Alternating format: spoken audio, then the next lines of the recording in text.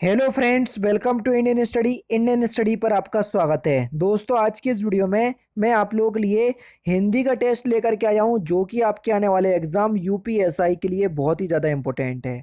आप सभी लोग जानते हैं, लगातार मैं आपकी यूपीएसआई की तैयारी करवा रहा हूं और वीडियो को एंड तक जरूर देखिएगा, क्योंकि मैं आपको क्वालिटी वीडियो प्रोवाइड करवा रहा हूँ। ये बात आप तभी पता लगा पाएंगे जब आप वीडियो को एंड तक जरूर देखेंगे। अगर आप मेरी वीडियो देखने आए हैं तो आप यहाँ से कुछ ना कुछ सीख करके जाएंगे, और जब कुछ सीख जाओ ना तो प्लीज़ दोस्तों, वीडियो का लाइक का टारगेट है 500 लाइक, तो 500 लाइक जरूर कंप्लीट कीजिएगा। पहला क्वेश्चन आपके सामने, पर्वत की तलछटी को क्या कहते हैं? ये वाक्यांशों के लिए एक शब्द है, जल्दी बताइए। पर्वत की तलछटी को क्या कहते हैं? तो आपका जो सही आंसर हो जाएगा वह क्या हो जाएगा? जो पर्वत की तलहटी या तलछटी होती है उसको बोल देते हैं उपयतका, यानी कि इस क्वेश्चंस का चौथा ऑप्शन करेक्ट हो जाएगा सर। क्या बोलेंगे? उपयतका, यानी कि चौथा ऑप्शन बिल्कुल करेक्ट हो जाएगा। ये जो बेसिन है ना, ये द्रोणी क्षेत्र जो होता है उसको हम बेसिन कहते हैं। और घाटी आप सभी लोग जानते हैं, ये भी कई बार पूछा जा चुका है आपके एग्जाम में। दो पर्वतों के बीच जो सकरा रास्ता होता है उसको हम घाटी कहते हैं, ठीक है ना? इस बात को ध्यान रखना। द्रोण तो ये किसी का नाम था, अर्जुन के गुरु थे द्रोण, ठीक है। एक ही समय में वर्तमान, उसको क्या बोलेंगे? एक ही समय में वर्तमान, ये तो आपका चैप्टर भी है यूपीएसआई में। एक ही समय में वर्तमान, उसको हम समसामयिक बोलेंगे। क्या बोलेंगे? समसामयिक, तीसरा ऑप्शन बिल्कुल करेक्ट। शाश्वत, ये भी पूछा जा चुका है, सदैव रहने वाला उसको बोलते हैं शाश्वत, तो ध्यान रखना। एक ही समय में होने वाला उसको बोलेंगे समकालीन। समकालीन किसे बोलेंगे? एक ही समय में होने वाला उसको समकालीन बोलेंगे। आजीवन तो आप सभी लोग जानते हैं, जीवन भर, ठीक है। नेक्स्ट क्वेश्चन, चंद बिना ज्यों यामिनी, ज्यों जामुनी बिनु चंद। यहाँ पर आपको बताना है कि कौन सा अलंकार है। क्वेश्चन नंबर 6, जल्दी बताइए। तो यहाँ पर जो आपका सही आंसर हो जाएगा वह क्या हो जाएगा? विषम, यानी कि इस क्वेश्चन का चौथा ऑप्शन जो है वो आपका बिल्कुल क्या हो जाएगा? करेक्ट हो जाएगा। विषम अलंकार होगा, ठीक है। देखो, विषम अलंकार जिसमें दो विरोधी वस्तुओं के संबंध या औचित्य का अभाव बताया जाता है, तो वहां पर आपका विषम अलंकार होता है। यहाँ पर चांद बिना रात या रात बिना चांद, दो विषम विचारधाराएं हैं, इसलिए यहाँ पर आपका कौन सा अलंकार है सर? विषम अलंकार है। जब अलंकार पढ़ाऊंगा तो आपको ये सारी चीजों का, सारे चीजों से इंट्रोड्यूस करवाऊंगा, घबराना नहीं। राम हृदय जाके नहीं, विपत्ति सुमंगल ताही। राम हृदय जाके नहीं, विपत्ति सुमंगल ताही, इसमें कौन सा अलंकार है? तो सर यहाँ पर आपका लाटानुप्रास अलंकार है, जहाँ शब्द और वाक्यों की आवृत्ति हो तथा प्रत्येक जगह पर अर्थ भी वहीं पर अन्वय करने पर भिन्नता आ जाए, तो वहां लाटानुप्रास अलंकार होता है, ठीक है। प्यास का तत्सम रूप आपको बताना है कि प्यास का तत्सम रूप क्या होगा। क्वेश्चन नंबर 8, तो प्यास का तत्सम रूप हो जाएगा आपका पिपासा। क्या? पिपासा, दूसरा ऑप्शन करेक्ट। भारत में आर्य भाषा का प्रारंभ कब हुआ? Important questions. भारत में आर्य भाषा का प्रारंभ कब हुआ? तो भारत में आर्य भाषा का प्रारंभ 1500 ईसा पूर्व से 1500 ईसवी पूर्व तक माना जाता है, तो यहाँ पर दूसरा ऑप्शन बिल्कुल करेक्ट हो जाएगा।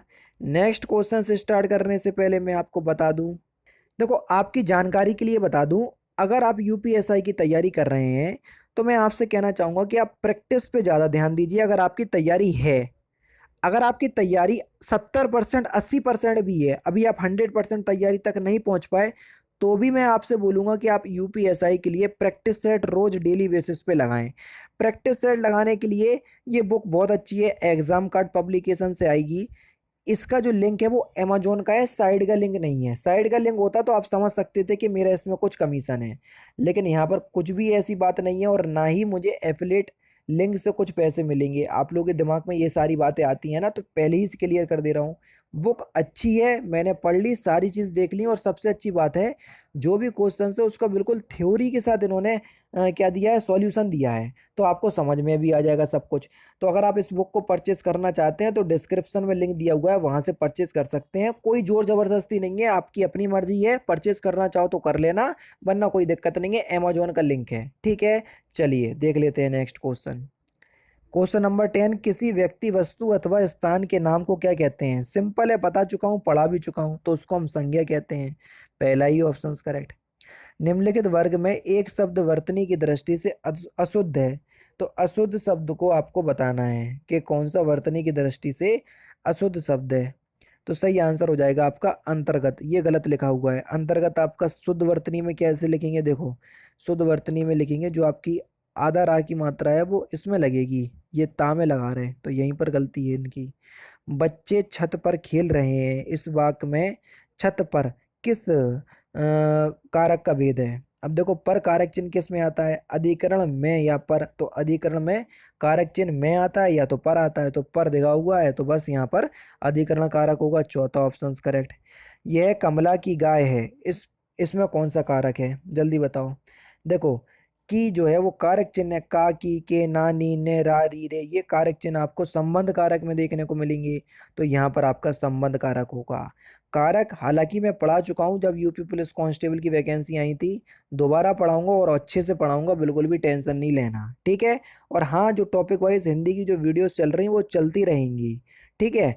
अभी मैंने चार टॉपिक कंप्लीट करवा दीजिए, उसके बाद मैं क्रिया लेकर के आने वाला हूँ, तो बिल्कुल भी परेशान नहीं होना। मुझे क्वेश्चंस को टाइप करने में थोड़ा समय लग रहा है, इसलिए बीच बीच में मैं आपको प्रैक्टिस सेट प्रोवाइड करवाते जा रहा हूँ, ठीक है। अभिक का आपको समानार्थक शब्द बताना है कि अभिक का समानार्थक शब्द क्या होगा। तो अभिक का समानार्थक शब्द हो जाएगा जानकार, निपुण, कुशल, ये सभी अभिक के समानार्थक शब्द होंगे। पहला ऑप्शन करेक्ट। परिमल का आपको समानार्थक शब्द बताना है, परिमल का समानार्थक शब्द क्या होगा? तो परिमल का समानार्थक शब्द हो जाएगा आपका सर्वोत्तम गंध, यानी कि दूसरा ऑप्शन बिल्कुल करेक्ट हो जाएगा। नेक्स्ट क्वेश्चन, वरिष्ठ का आपको समानार्थक शब्द बताना है, वरिष्ठ का समानार्थक शब्द क्या होगा? वरिष्ठ का मतलब होता है श्रेष्ठ, कुलीन, बड़ा। पहला ही ऑप्शन करेक्ट।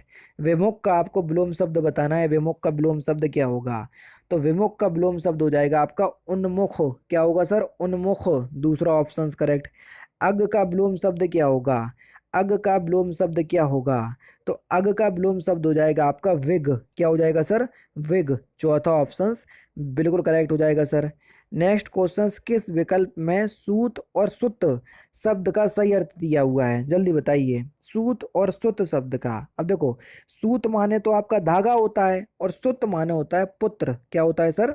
पुत्र, यानी कि सुत जो है ये आपका पुत्र का पर्यायवाची शब्द है, ध्यान रखना। तो यहाँ पर तीसरा ऑप्शन करेक्ट। नेक्स्ट क्वेश्चन, अर्क शब्द से क्या आशय है? Question number 20। अर्क शब्द से क्या आशय है? Question number 20। तो अर्क का मतलब होता है सूर, मदार, चौथा ऑप्शन बिल्कुल करेक्ट हो जाएगा, ठीक है। नेक्स्ट क्वेश्चन, लालची शब्द में प्रत्यय, प्रत्यय किसी भी शब्द के पीछे लगाए जाते हैं, 50 बार बता चुका हूं। तो लालची शब्द में प्रत्यय होगा आपका ई प्रत्यय, चौथा ऑप्शन बिल्कुल करेक्ट। कार प्रत्यय से निर्मित नहीं है, कौन सा शब्द जो है जो कार प्रत्यय से नहीं है, यानी कि जिसमें कार प्रत्यय नहीं है? देखो, पत्रकार में है, कलाकार में है, कुंभकार में है, बड़कपन, इसमें तो पन प्रत्यय है ना कि कार प्रत्यय, तो बस चौथा ही ऑप्शन करेक्ट हो जाएगा। नेक्स्ट क्वेश्चन, जो मेहनत करते हैं वह सफल होते हैं, किस तरह का वाक्य है? क्वेश्चन नंबर 23, जल्दी बताइए।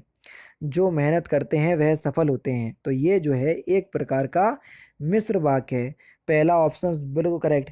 जिस वाक्य रचना में एक प्रधान वाक्य तथा एक या एक से अधिक आश्रित उपवाक्य हों तो उन्हें मिश्र वाक्य कहते हैं, ठीक है। तो पहला ही ऑप्शन करेक्ट। सदा सच बोलना चाहिए, यह किस प्रकार का वाक्य भेद है? जल्दी बताइए। सदा सच बोलना चाहिए, यह किस प्रकार का वाक्य भेद है? तो आपका जो सही आंसर हो जाएगा वह क्या हो जाएगा? इच्छावाचक वाक्य, दूसरा ऑप्शन करेक्ट। दीर्घ सूत्री का अर्थ क्या होता है? दीर्घ सूत्री का अर्थ क्या होता है? तो दीर्घ सूत्री का अर्थ होता है धीमी गति से कार्य करने वाला, चौथा ऑप्शन बिल्कुल करेक्ट। जहां लोगों का मिलन हो, फिल इन द ब्लैंक्स, वाक्यांशों के लिए एक शब्द बताना है। जहां लोगों का मिलन हो उसको हम क्या बोलेंगे? तो उसको हम बोलेंगे सम्मेलन। क्या बोलेंगे सर? सम्मेलन, ठीक है। तो यहाँ पर तीसरा ऑप्शन बिल्कुल करेक्ट। चंद्रमौली शब्द में किस समास से बना है, यानी कि चंद्रमौली शब्द में कौन सा समास है? सिंपल और इंपॉर्टेंट क्वेश्चंस। चंद्रमौली का तात्पर्य क्या है? चंद्र है मौली पर जिसके, और यहाँ पर चंद्र है मौली पर जिसके, तो इसका अर्थ क्या होगा, अर्थ हो शंकर जी। और जितने भी भगवान के नाम है मैंने आपको बहुब्रीहि समास में बताया, पहला ऑप्शन बिल्कुल correct. Next question, question number 80 में आप 28 में क्या करा, एक वाक्य को 4 भागों में विभक्त कर दिया। अब जिस भाग में गलती है वही वाक्य आपको पहचानना है। देखो, यद्यपि वह आश्वस्त है परंतु कार्यालय ठीक समय पर पहुंच जाता है, इस कोई त्रुटि नहीं। तो आपको बताना है कि किस पार्ट में गलती है, जल्दी बताइए। अब देखो यहाँ पर दूसरे पार्ट में गलती है। अगर यद्यपि से कोई सेंटेंस स्टार्ट हो रहा है तो परंतु नहीं, यहाँ पर तथापि आएगा। क्या आएगा, तथापि। ठीक है, तो यहाँ पर तथापि लगेगा। यद्यपि वे आश्वस्त है तथापि तथापि कार्यालय ठीक समय पर पहुंच जाता है, यानी कि परंतु गलत लगा हुआ है। तो यहाँ पर आपका सही आंसर क्या हो जाएगा sir, option number B. Next question, मैं और मेरा मित्र संध्या काल के समय उससे मिलने जाएंगे, इसके किस पार्ट में गलती है। अब देखो, या तो आप संध्या काल लगा लो, या मैं और मेरा मित्र संध्या के समय उससे मिलने जाएंगे। काल में जो काल लगा हुआ है वही आपका समय का द्योतक है, तो यहाँ पर या तो समय आ जाएगा या आपका क्या आ जाएगा, या संध्या काल आ जाएगा। आप ऐसा कर लीजिए, मैं और मेरा मित्र संध्या काल उससे मिलने जाएंगे, यानी कि के समय जो शब्द दिया हुआ है इसको हटा दो। ठीक है, भाववाचक का प्रयोग नहीं हुआ है किस वाक्य में, जल्दी बताओ। भाववाचक का प्रयोग नहीं हुआ है किस वाक्य में। देखो, जिस वाक्य में कर्म की प्रधानता हो वहां कर्मवाचक होता है, जिस वाक्य में भाव की प्रधानता हो वहां भाववाचक होता है, बस। तो जल्दी बताओ किस वाक्य में नहीं हुआ। तो देखो, मुझसे यह बोझ उठाया ना जाएगा, तीसरा ऑप्शन बिल्कुल करेक्ट हो जाएगा। यहाँ पर भाववाचक का प्रयोग नहीं हुआ है। निम्नलिखित में से किस रिक्त स्थान भरने के लिए 4 विकल्प दिए हुए हैं, उचित विकल्प को चुनिए। मुझे फिल इन द ब्लैंक्स है कि आप मेरे मनोभाव ना समझ सके, जल्दी बताइए। क्वेश्चन नंबर 31, मुझे खेद है कि आप मेरी मनोभाव ना समझ सकते, पहला ऑप्शन करेक्ट। अपनी खिचड़ी अलग पकाना, इस मुहावरे का सही अर्थ क्या है, सिंपल और इंपॉर्टेंट क्वेश्चंस। अपनी खिचड़ी अलग पकाना, इस मुहावरे का सही अर्थ क्या हो जाएगा, संगत से हटकर काम करना, तीसरा ऑप्शन बिल्कुल करेक्ट। सांप को दूध पिलाना, इस मुहावरे का सही अर्थ क्या है, सांप को दूध पिलाना, इस मुहावरे का सही अर्थ क्या है। तो इस मुहावरे का सही अर्थ क्या हो जाएगा, शत्रु का पोषण करना, तीसरा ऑप्शन बिल्कुल करेक्ट। निसी दिन बरसत नयन हमारे, इस पंक्ति में कौन सा रस है, जल्दी बताओ। तो यहाँ पर वियोग श्रृंगार रस है। बहुत सिंपल क्वेश्चन है और कई बार ये आपसे पूछा भी जा चुका है, पहला ऑप्शन करेक्ट। छंद मुख्य रूप से कितने प्रकार के होते हैं, जल्दी बताइए। देखो, छंद मुक्त रूप से अगर हम देखें तो केवल और केवल 2 प्रकार के होते हैं, मात्रिक छंद और वर्णलिक छंद। तो पहला ही ऑप्शन करेक्ट। लेकिन आजकल की दृष्टि से देखा जाए तो फिर 3 प्रकार के होने लगे, लेकिन उनका वर्णन अभी नहीं आता है क्योंकि तीसरा मुक्त छंद आने लगा है, जो छंद ना तो मात्राओं को फॉलो करता है और ना ही वर्णों को फॉलो करता है। अपने आप ही मतलब ऐसे कभी जो है जो उनके मन में आता है वो लिख देते हैं, तो उनको हम मुक्त छंद कहते हैं। जैसे चेतन भगत जो है वो मुक्त मुक्त छंद के कवि हैं, आप ये कह सकते हैं। ठीक है, दोहा और चौपाई कैसे छंद हैं, जल्दी बताओ। दोहा और चौपाई कैसे छंद हैं। तो देखो, दोहा और चौपाई, देखो दोहे के प्रत्येक चरण में पहले और तीसरे चरण में 13-13 मात्राएं और दूसरे और चौथे चरण में 11-11 मात्राएं, क्या बोला है, मात्राएं। तो जब मात्रा की बात हो रही तो ये मात्रा मात्रिक छंद है, पहला ऑप्शन करेक्ट। बहिष्कार का आपको सही संधि विच्छेद बताना है, बहिष्कार का। तो देखो, बहिष्कार का सही संधि विच्छेद हो जाएगा बही प्लस कार, पहला ऑप्शन करेक्ट। और यहाँ विसर्ग लग गया तो अपने आप ही विसर्ग संधि हो जाएगी, ज्यादा दिमाग लगाओ नहीं। नाविक का सही संधि विच्छेद आपको बताना है, नाविक का सही संधि विच्छेद। तो यहाँ पर नाविक का सही संधि विच्छेद हो जाएगा आपका 9+1, पहला ऑप्शन करेक्ट। ठीक है, तो ये यहाँ पर आपकी संधि हो जाएगी कौन सी, अयादि संधि, तो पहला ऑप्शन करेक्ट होगा।